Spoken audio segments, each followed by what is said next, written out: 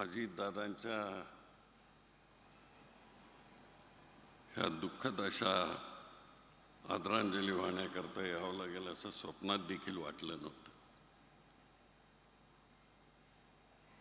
एक अतिशय हुशार असणारा नेता, ज्याला महाराष्ट्र सदैव आठवत राहील. मी 91 साली महाराष्ट्र सोडला आणि दिल्लीत गेलो आणि त्याच्यानंतर 2003 आणि 2004 मध्ये मला केंद्रातून मुख्यमंत्री म्हणून पाठवलं.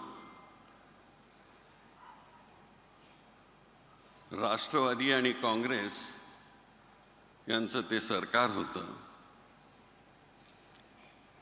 आणि तो काळ अतिशय कठीण अशा प्रकारचा काळ होता. विरोधी पक्ष सज्ज होता की हे सरकार कधी पडेल, पण दादा, श्री छगन भुजबळ ह्या सगळ्यांनी मला सहयोग दिला त्यावेळेस आणि ते सरकार टिकलं गेलं.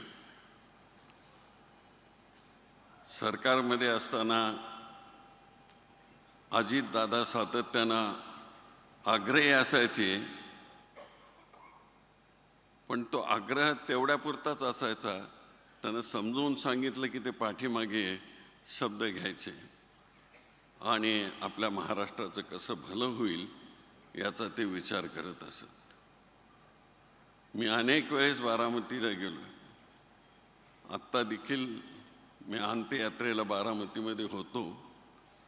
एवढी प्रचंड गर्दी मी कधी पाहिली नाही कोणाच्याही राजकीय माणसामध्ये अलीकडच्या काळामध्ये. पण दादाचं हे कर्तृत्व, त्यांनी दिलेला शब्द, त्यांनी महाराष्ट्राची केलेली सेवा, त्याचं हे मूर्तिमंत उदाहरण होतं. दादा एखादा शब्द दिल्यानंतर ते कधी मागे हटत नसत. माझी मुलगी आमदार होती, ती खासदारी झाली आणि ज्या ज्या वेळेस अजितरावांच्याकडे ती जायची, फंड मागायला जायची विशेषतः, तर दादानी एक शब्दाचाही विचार न करता त्यांनी ताबडतोब ते फंड त्यांना माझ्या मुलीकरता ते देत असत.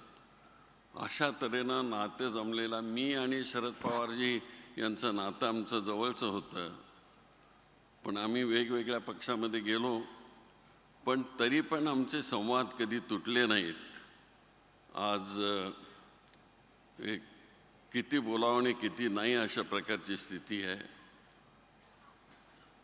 मी माझ्या कुटुंबियांच्यातर्फे, माझ्यातर्फे त्यांना आदरपूर्वक श्रद्धांजली वाहतो आणि कुटुंबाला ही परमेश्वराने ताकद देवो, हे दुःख सांभाळण्याची अशी प्रार्थना करतो.